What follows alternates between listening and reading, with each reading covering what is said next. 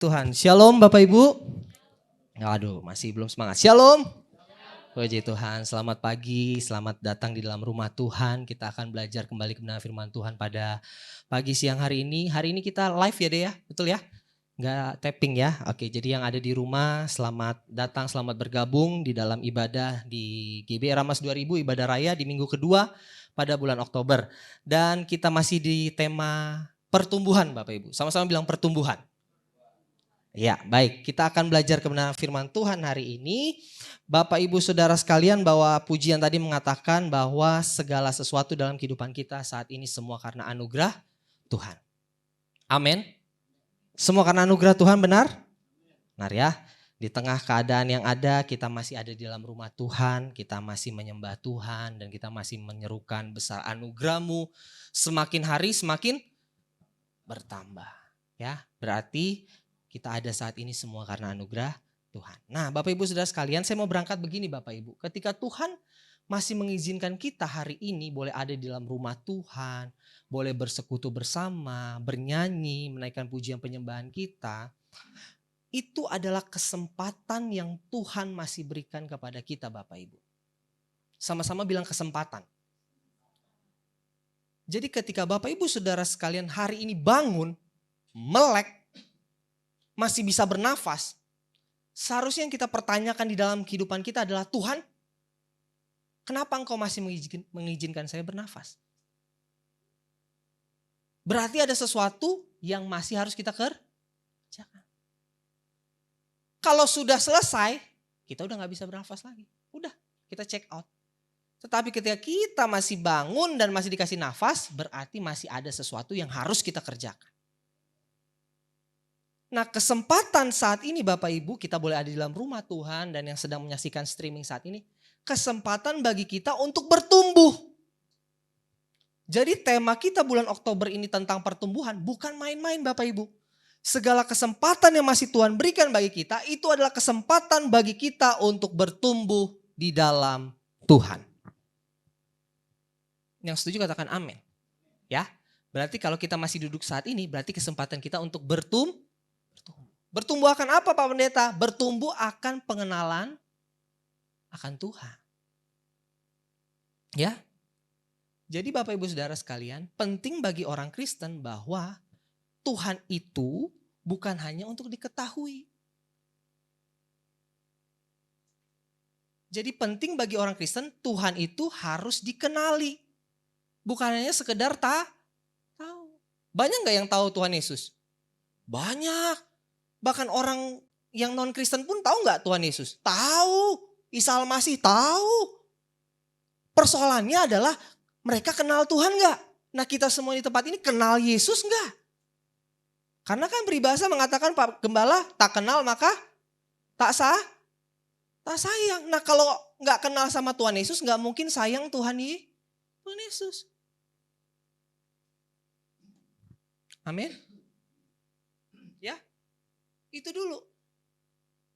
Kita kenal Tuhan Yesus baru kita bisa sayang.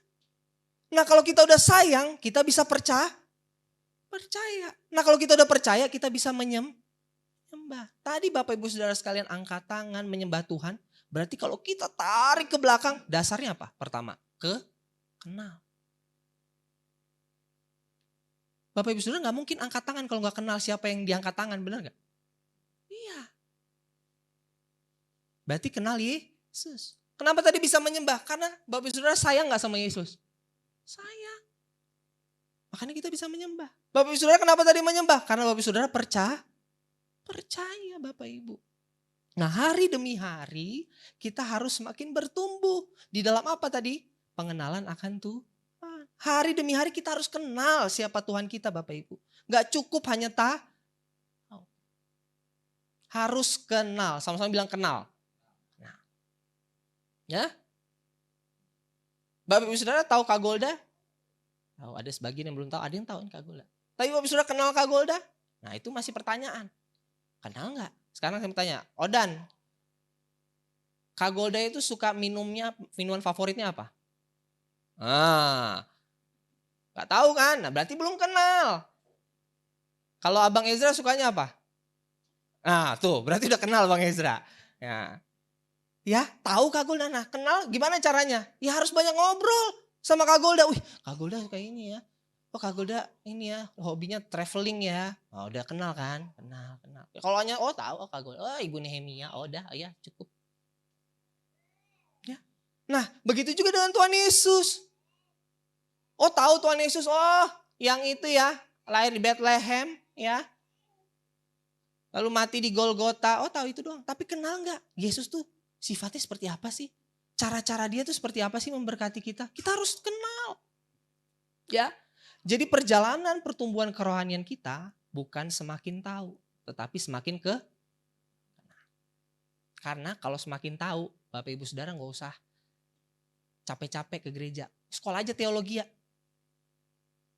Bener nggak Bapak Gembala? Ya. Orang banyak nggak masuk teologi ya? Banyak, tahu. Bahkan kita nih dibilang, wah nggak tahu firman kita yang duduk sini jemaat. Saya pun bukan dari teologi ya. Bisa jadi yang lulus sarjana teologi bilang, wah mana Pak Ezra bisa khotbah kayak gitu? Nggak ada ini. Bisa aja. Tapi bukan persoalan tahu. Tapi kenal nggak Tuhan Yesus? Ya. Nggak harus sekolah teologi untuk kenal Yesus, Bapak Ibu. Seorang ibu yang dalam sholat tahajudnya tiba-tiba melihat Tuhan Yesus itu langsung kenal. Yesus itu nggak perlu sekolah teologi ya.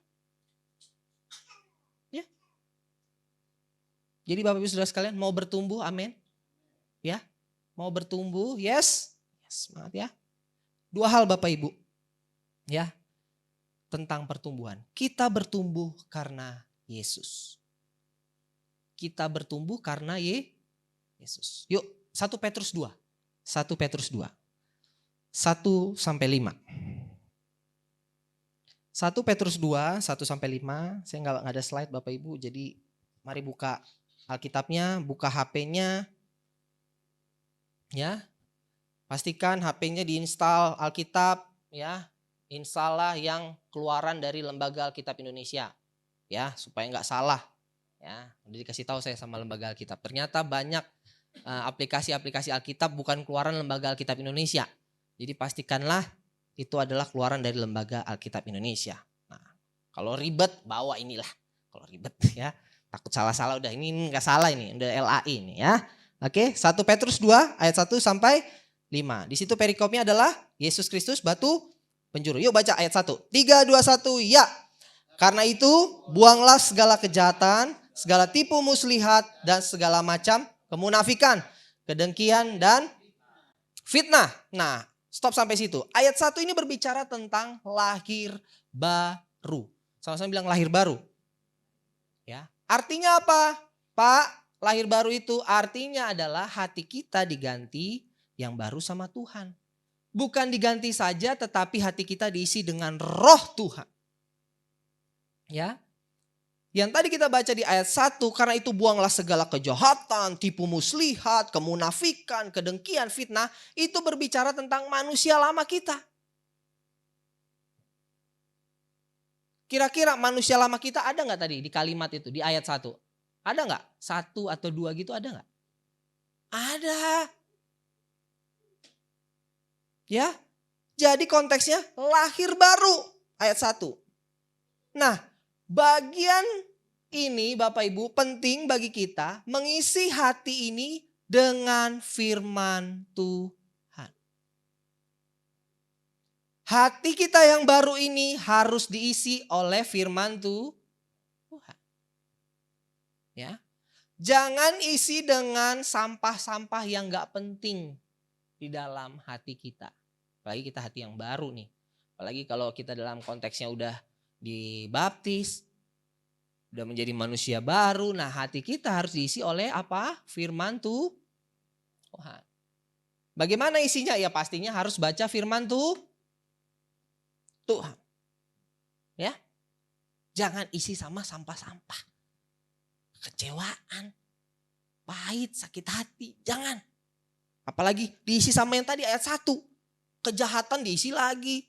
Tipu muslihat, kemunafikan, kedengkian, fitnah.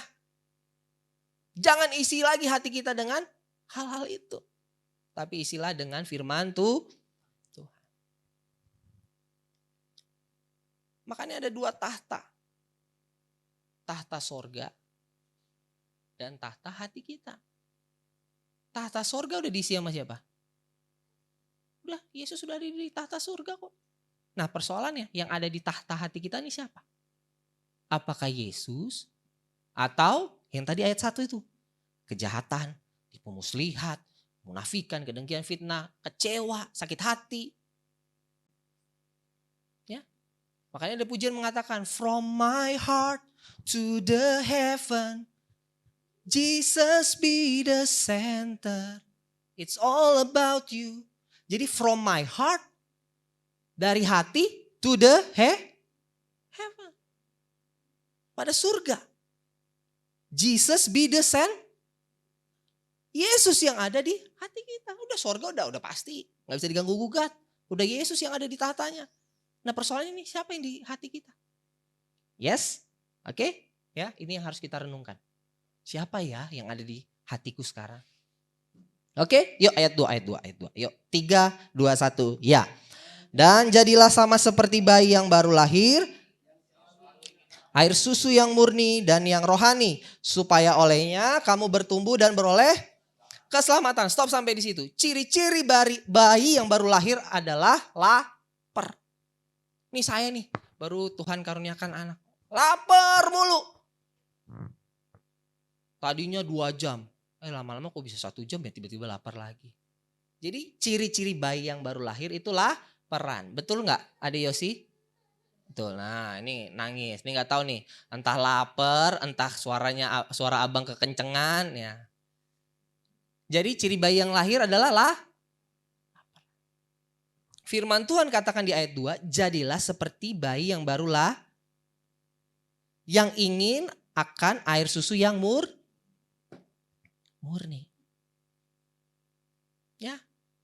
Berarti perintahnya adalah kita harus sama seperti bayi yang lahir. Yang rindu akan air susu yang murni. Maksudnya apa air susu ini loh? Rindu akan firman Tuhan. Makanya orang tua kalau ini yang ada bayi baru lahir. Waduh tidurnya udah gak kelungan. Ya. 2 jam bangun, 2 jam bangun, 2 jam bangun, 2 jam bangun. Tidur gak tidur ya. Aku sudah melewati itu giliran saya nih. Nanti habis itu KTT. Ya. Itu bergilir lah kita. Ya tidur gak tidur. Melek. Nah, Bang Rio udah melewati itu, nanti ketemu lagi. Ya, jadi kita kayak zombie ya. Betul ya. Saya pernah loh sekali waktu keluar dari rumah sakit. Saya bisa tidur sekaligus ngoyang. Tidur tapi tidur. Wah ini udah benar-benar kacau nih. Udah kacau kehidupan. Ya. Bayangin. Kayak gitu Bapak Ibu Saudara sekalian. Harus seperti bayi yang baru lahir. Supaya olehnya kamu bertumbuh dan beroleh keselamatan. Ya. Jadi lahir baru itu seperti itu Bapak Ibu. Ya, ada kehausan yang gak pernah dia miliki sebelumnya. Ya. Kehausan akan apa? Nah kalau kita hari-hari ini udah kayak gak haus lagi akan firman, nah itu perlu dipertanyakan. Termasuk saya juga. Ini harus kita selidiki hati kita. Hari-hari ini aku haus gak ya akan firman? Gak bisa dipungkiri Bapak Ibu, dunia ini mendorong kita untuk kita jauh dari firman Tuhan. Gak usah ngomongin jauh, baca firman Tuhan. Waduh. Padahal udah dipermudah ada di HP. Tapi kenapa kalau kita pagi itu yang kita lihat adalah status. Instagram. Lihat ada yang mention gak? Ada yang add gak? Bapak Ibu Saudara sekalian. Itu yang harus kita renungkan. Ya Bapak Ibu. Kita harus bertumbuh di dalam firman Tuhan. Karena saya kemarin ngomong sama Jusi. Ya, kalau bayi itu laparan, bukan baperan. Nah anak-anak Tuhan kebanyakan baper, bawa perasaan.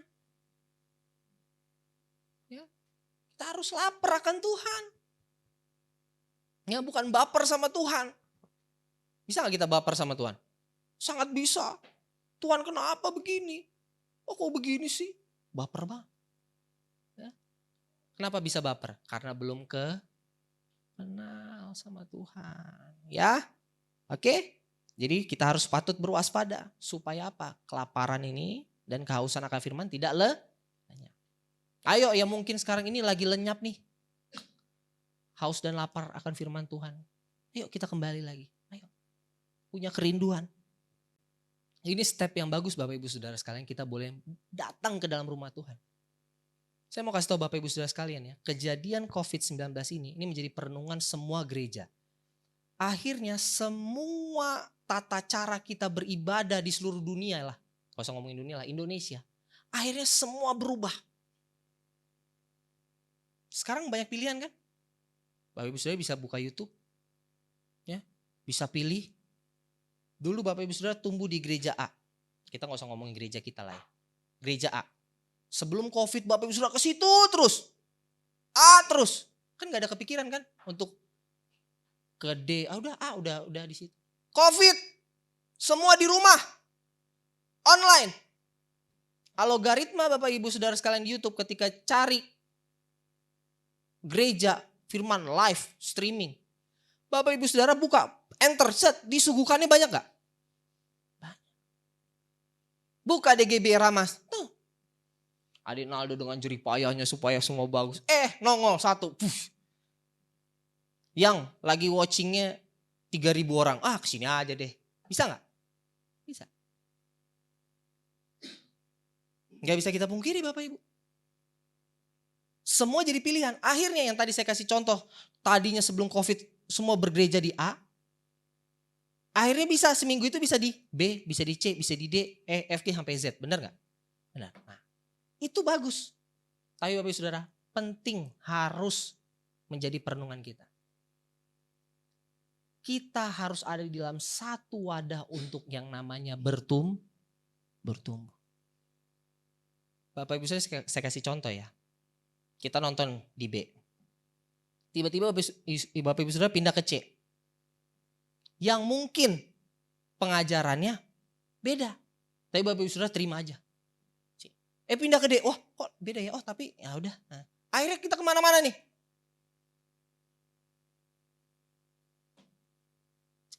Itu yang mendorong kita Bapak Ibu. Hari-hari ini. Makanya gak heran gereja juga, ngapain lo udah ke gereja? Udah ada streaming. Memang firman Tuhan harus digenapi. Tuhan Yesus datang ketika firman Tuhan sudah kesebar ke seluruh dunia. Itu tanda-tanda Tuhan Yesus mau datang. Nah sekarang Bapak Ibu Saudara sekalian, ini kalau kita streaming ini, kira-kira yang dari Amerika bisa nonton gak? Bisa. Ya, mau yang dari Zimbabwe pun kalau bisa buka YouTube, ya bisa gak lihat GB Ramas 2000? Bisa. Bapak Ibu Saudara mau nonton live streaming ibadah di Argentina pun pakai bahasa Argentina, Bapak Ibu Saudara bisa gak? Bisa, tinggal cari aja, gak tahu aja namanya apa. Gereja apa di Argentina? Bisa, semua bisa. Nah, yang jadi concern kita adalah di mana kita bertumbuh. Ya, penting ya bagi kita ya. Yuk ayat 3. 3, 2, 1, ya. Jika kamu benar-benar telah mengecap kebaikan Tuhan. Sekali lagi, 3, 2, 1 ya. Jika kamu benar-benar telah mengecap kebaikan Tuhan. Beberapa orang dari kita nih, orang Kristen, seringkali tidak menyadari kebaikan Tuhan.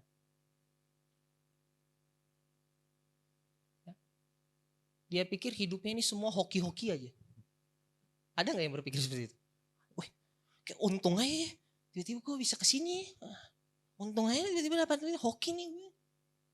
Bagus nih bintang gue. Nih Virgo lagi bagus nih bulan ini. Keuangan asmara, wah, lihat bintang. Waktu anak saya lahir, orang kantor saya, wah bintangnya Virgo. Wah Virgo, wah bagus. Wah pada ngomongin bintang. Nggak tahu deh sionya apa. Nggak tahu apa sionya. Odan, sio tahun ini. Biasanya Odan yang tahu. Macan api ya. Nah, kalau saya sionya monyet Bapak Ibu. 92. Ya. Ngapain sih kita ngomong sio ya. Bapak Gembala udah pelotot tuh. Ngapain? Tapi Bapak Ibu Saudara sekalian, banyak orang gak menyadari bahwa hidupnya sekarang ini adalah semua karena kebaikan Tuhan. Ya, makanya firman Tuhan katakan, jika kamu benar-benar telah mengecap kebaikan Tuhan. Bapak Ibu coba deh kecap sedikit. Kita sekarang ini ada duduk ini semua karena kebaikan Tuhan. Ya. Kenapa nih gak sadar orang-orang hidup ini karena kebaikan Tuhan? Karena gak tahu firman Tuhan. Gak pernah renungkan firman Tuhan Bapak Ibu. Makanya ayo kita mulai belajar merenungkan firman Tuhan. Saya kemarin juga sampaikan kepada Jus. Ini saya sampaikan lagi. Jadi Ratu udah dapat gambarannya apa yang disampaikan oleh Kak Ezra. Ya. Makanya ada pujian mengatakan Bapak Ibu. Baca kitab suci. Doa tiap hari. Gladys ayo. Doa tiap. Guru sekolah minggu. Ayo. Baca kitab suci. Doa tiap hari kalau mau tubuh. Nah lewat pujian ini Bapak Ibu Saudara saya udah sampaikan kemarin ke anak-anak. Kak Ezra, Bang Ezra, Pak Pendeta gak bisa suruh. Bapak Ibu Saudara baca kitab. Di rumah baca 10 pasal 1 hari. 3 pasal, 1 pasal. Sampai menurun akhirnya 1 ayat. Ya udah yang penting buka. Gak usah dibaca, buka aja. Ya. Kenapa? Karena kuasanya bukan dari Bapak Gembala, Bapak Pendeta. Agar kita bisa baca Alkitab. Semua ada di kita. Makanya pujian ini katakan, baca kitab suci doa tiap hari kalau Jadi pilihannya siapa? Kita. Jadi saya udah bilang sekali, ayo kita renungkan firman Tuhan. Nah, sisanya ke Bapak Ibu Saudara. Kalau mau tumbuh, baca kitab suci, doa tiap hari. Ya. Kalau mau tumbuh. Ya, yuk ayat 4, ayat 5. Ayat 4, ayat 5. 1 Petrus 2, ayat 4 dan 5. 3, 2, 1, ya. Dan datanglah kepadanya. Tetapi yang dipilih dan dihormat di hadirat Allah. Dan biarlah kamu juga dipergunakan sebagai batu hidup untuk pembangunan suatu rumah rohani.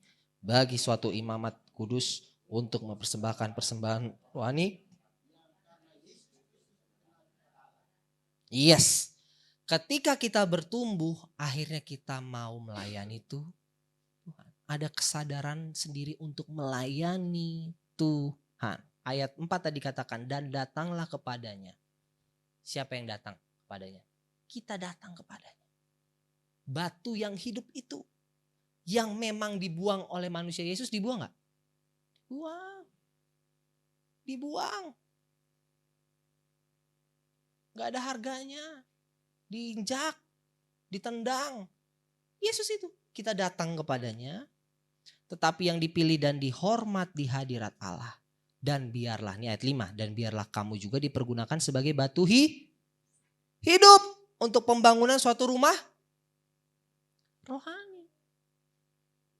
Jadi ketika kita tumbuh Bapak Ibu, ada kerinduan kita untuk melayani Tuhan. Ya. Jadi Bapak Ibu Saudara sekalian, pelayanan, persembahan, ibadah, pengabdian kita kepada Tuhan tidak ada yang sia-sia. Karena apa? Karena Yesus. Udah. Cukup. Gak ada yang sia-sia.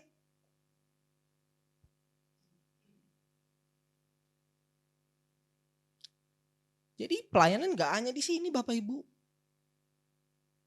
Dimanapun kita bisa mengambil pos pelayanan kita. Ngajak jemaat atau orang lain datang ke dalam rumah Tuhan, mengingatkan, mendoakan. Itu pelayanan gak?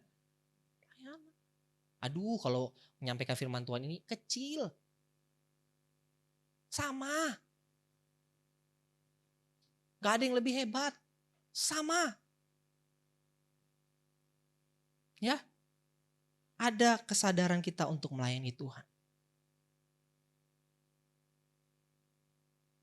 Orang yang menyadari sebenarnya Tuhan gak wajib mati bagi kita.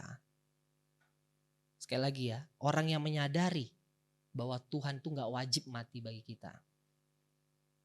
Orang-orang model gini gak perlu dipaksa untuk mengabdi kepada Tuhan. Sekali lagi ya, orang yang menyadari kalau kita sadar Tuhan tuh gak wajib mati buat kita. Orang yang kayak gini gak perlu dipaksa untuk mengabdi kepada Tuhan. Loh iya dong. Kita sadar nih sebenarnya Tuhan gak wajib loh mati buat kita. Buat apa? Duh kita berdosa. Aturan kita dong yang tanggung. Wajib gak Tuhan mati buat kita? Tapi Tuhan dengan kerelaan hatinya mati ganti kita.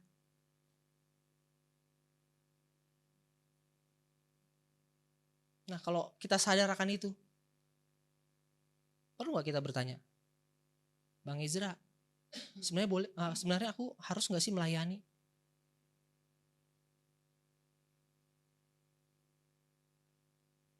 Harus, gak usah perlu ditanya. Bang, perlu gak aku pelayanan bang? Lah, Tuhan Yesus mati untuk kita kok. Ya berarti kita harus gantian melayani Tuhan. Nah persoalannya jangan kacamata kita pelayanan tuh ini semua pelayanan. Baru namanya pelayanan. Ambil bagian yang lain. Rapiin kursi. Nyapu. Bapak Ibu Saudara yang ngomong ini udah ngelakuin ya. Jadi jangan pikir Bapak Ibu Saudara, wah Bang Israel bisa aja ngomong nyapu. Sebelum ada pengerja yang bangun pagi nyapu ini, saya udah lakuin Bapak Ibu. Bahkan saya sebel kalau ada debu sedikit pun. Karena kita ini keramik. Kalau karpet nih, Odan tahu kalau karpet mah debu nyaru semua udah sama aja kita injek-injek. Ini keramik kalau ada sampah sedikit. Ya, itu adalah bagian dari pelayanan. Amin. Ini Bapak Gembala. Dulu kursi gak kayak gini waktu pelayanan. Bapak Gembala pernah cerita. Kursi dulu masih yang kayu yang panjang. Kursi-kursi gereja zaman dulu ya. Sekarang banyak masih ada juga ya. Gereja-gereja kayak HKBP masih tuh kursinya kayu. Nah itu harus dilap. Dilap pakai kain basah, kain kering. Oh tapi lebih kejam lagi kalau gembalanya Bapak Gembala. Datang gini. Debu.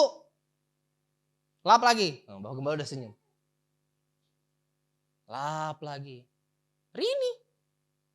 Ada. Debu. Gak ada. Udah gak ada. Ini udah semua udah bagus. Ya. Paling kalau udah basah, ada tumpah air baru ganti. Semua kita lakukan untuk siapa? Tuhan. Ya. Jadi ambil bagian ya dalam pelayanan ya. Ambil. Selagi ada kesempatan. Oh Tuhan, pakailah hidupku. Mantap ini. Selagi aku masih kuat. Senang banget nih orang tua kalau lagu ini. Bila saatnya nanti. Lagi acara anniversary ulang tahun. Ku tak berdaya lagi. Hidup ini sudah jadi berkat. Kalau udah nyanyi ini berarti kalau dipanggil untuk melayani gimana? Melayani gak? Melayani. Sebab hidup ini adalah kesempatan. Yes? Itu yang pertama. Kita bertumbuh karena Yesus. Yang terakhir, kita bertumbuh untuk menjadi seperti Yesus. Sekali lagi, kita bertumbuh untuk menjadi seperti Yesus. Ya. Murid Kristus itu ingin menjadi seperti Kristus. Ya, kemarin saya tanya sama Ratu waktu di Jusi. Ratu suka pelajaran apa? Dulu SMP. Kalau SMA dia udah berubah dia. Ya. Udah SMP dia suka matematika. Dia senang sama guru matematikanya. Nah, saya tanya sama Ratu. Ratu, pengen gak nanti jadi kayak ibu guru matematikanya? Enggak sih, cuman suka aja. Nah, beda sama Kristus nih. Kita kan murid Kristus. Ya. Perintah Tuhan adalah menjadi seperti Kristus. Ya, bukan hanya tahu, bukan hanya seneng. Wah, seneng ya. Tuhan Yesus ngajarin kita kalau ditampar pipi kanan kasih pipi kiri. Ya, aku senang. Enggak. Malah kita harus belajar jadi seperti Yesus. Ya. Jadi target orang Kristen adalah menjadi seperti Kristus. Ayo sama-sama bilang menjadi seperti Kristus. To be like Christ itu target orang Kristen. Bukan mati masuk kemana. Halo. Target orang Kristen bukan mati masuk surga. Target orang Kristen lagi hidup, hidupnya untuk siapa saat ini? Itu dulu. Jangan pikirin sorga. Ada yang berpikir, kita tenang aja orang Kristen. Udah pasti ada rumah di sorga, Tuhan udah siapin kafling buat kita. Udah, akhirnya hidup asal-asal. Udahlah, dah. Orang udah ada kok janji Tuhan. Yang percaya kepadanya ada rumah Bapakku banyak tempat. Nah, satu ada saya di situ. Nah, persoalannya adalah kita hidup saat ini untuk siapa Bapak Ibu? Halo. Ya, jadi bukan mati kemana, tetapi apa? Hidup saat ini untuk siapa? Yuk, Efesus 4. Yuk, ayat terakhir. Efesus 4, 11-16. Efesus 4, 11-16. Ayo Kak Naldo ditampilkan supaya yang di rumah boleh menyaksikan. Ya, Efesus 4, 11-16. Yuk baca yuk, 11-12. 3, 2, 1, ya. Dan ialah yang memberikan baik rasul-rasul maupun nabi-nabi, baik pemberita-pemberita Injil maupun gembala-gembala dan pengajar-pengajar untuk memperlengkapi orang-orang kudus bagi pekerjaan pelayanan, bagi pembangunan tubuh Kristus. Dan ialah yang memberikan baik rasul-rasul maupun nabi-nabi. Jadi siapa yang memperlengkapi kita Bapak Ibu? Tuhan Yesus. Yang memperlengkapi pelayanan kita itu Tuhan Yesus. Bukan kuat gagah kita, yang memperlengkapi Tuhan Yesus sendiri. Ini firman Tuhannya. Dan ialah yang memberikan baik rasul-rasul maupun nabi-nabi, pemberita-pemberita Injil, gembala-gembala, pengajar-pengajar. Untuk memperlengkapi orang-orang kudus bagi pekerjaan pelayanan, bagi pembangunan tubuh Kristus. Jadi yang memperlengkapi kita semua hamba-hamba Tuhan yang melayani adalah Yesus sendiri. Ya.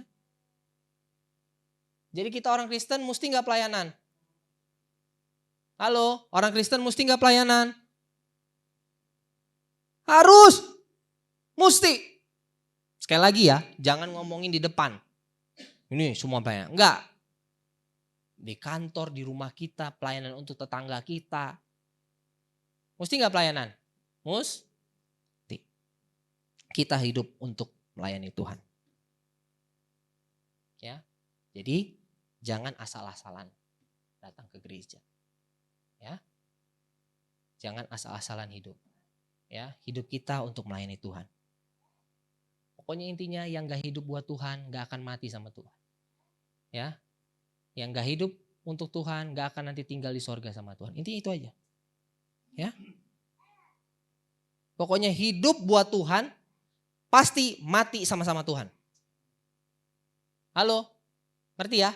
Hidup untuk Tuhan berarti nanti mati kita sama-sama tuh. Ya, yuk ayat 13. Ayat 13. Yuk 3, 2, 1, ya. Dan pengetahuan yang benar tentang anak Allah. Kedewasaan penuh dan tingkat pertumbuhan yang sesuai dengan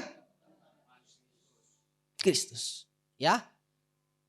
Sampai kita semua telah mencapai kesatuan iman dan pengetahuan yang benar tentang Allah. Jadi Tuhan memberikan setiap hamba-hamba Tuhan para pelayan-pelayan Tuhan, untuk kita semua. Tujuannya untuk mencapai kesatuan iman dan pengetahuan yang benar tentang apa? Anak Allah. Kedewasaan penuh dan tingkat pertumbuhan yang sesuai dengan kepenuhan Kristus. Nanti Tuhan memberikan hamba Tuhan, mentor rohani, tujuannya supaya kita menjadi seperti Kristus.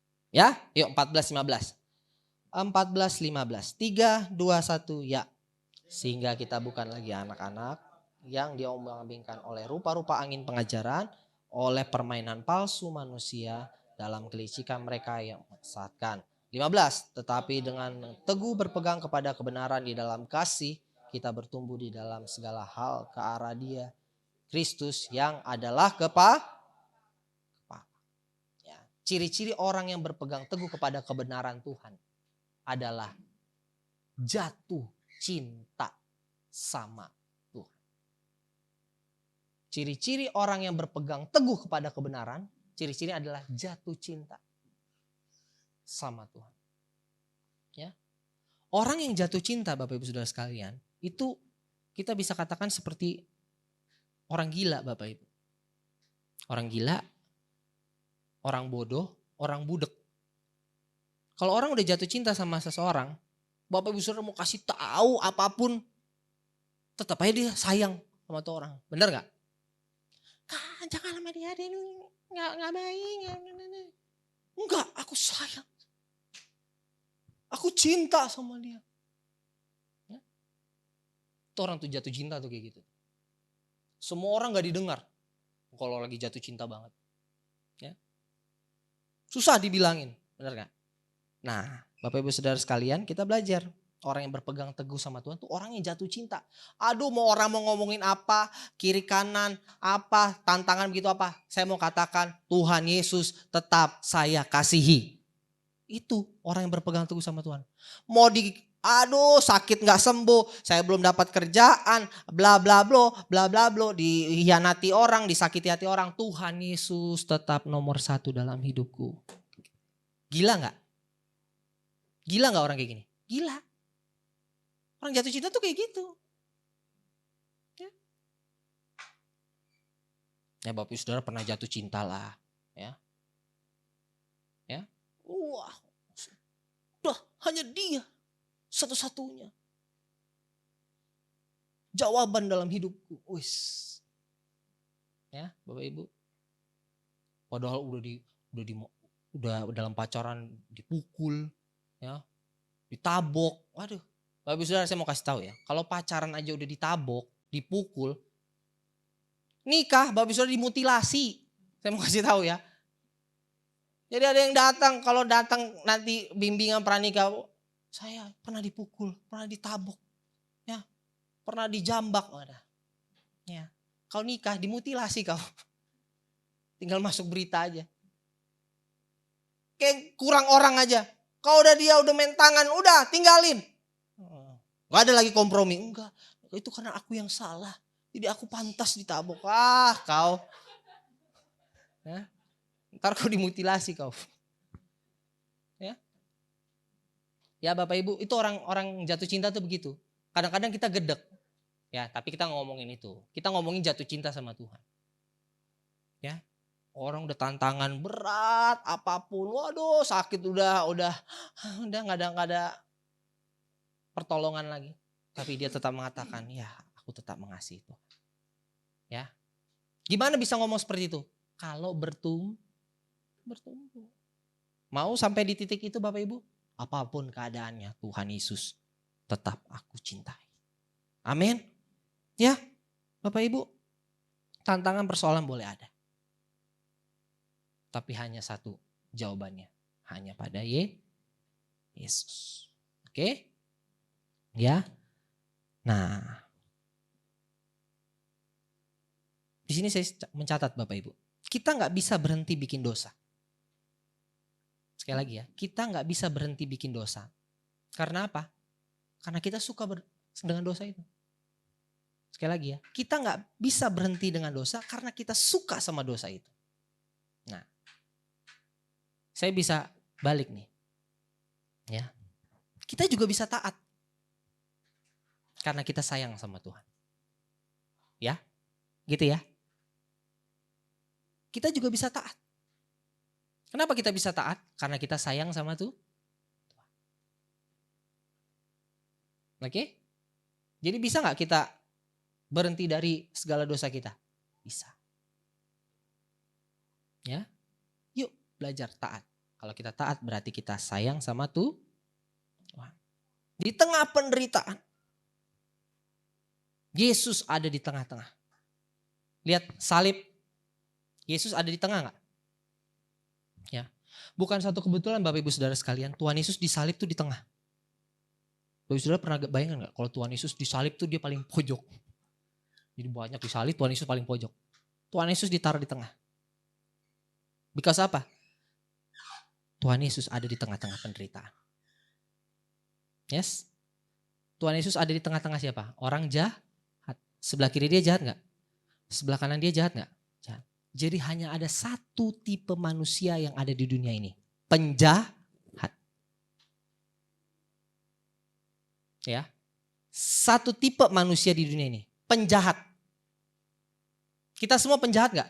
Penjahat. Saya pun penjahat. Tapi ada dua tipe penjahat. Satu, penjahat yang sadar bahwa dirinya penjahat dan mau berubah. Yang kedua adalah penjahat yang tidak sadar. Lihat gak di sebelah kanan, sebelah kirinya Tuhan Yesus. Yang satu bilang apa? Oh, kalau kamu mau Tuhan turun dong. Turun dong, ngapain di situ? Kan kamu Tuhan, turun dong. Terus yang satu bilang apa? Tutup mulut kamu. Dia disalib bukan karena kesalahan dia. Ngomong seperti itu gak? Ya. Terus dia bilang apa sama Tuhan? Tuhan, biarlah aku bersama-sama kamu nanti di sana. Firdaus. Apa yang Tuhan Yesus bilang? Hari ini juga. Hari ini juga. Belum terjadi loh. Tapi dia percaya loh. Penjahat loh. Hari ini juga kamu bersama-sama dengan aku. Jadi Bapak Ibu Saudara sekalian, kita ini ada yang mana? Penjahat yang kanan atau yang kiri? Ya, itu kok.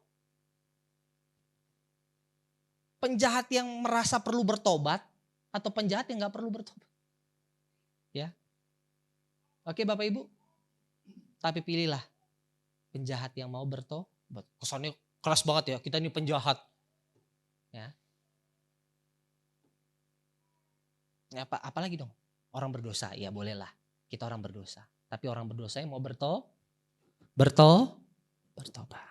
Ya.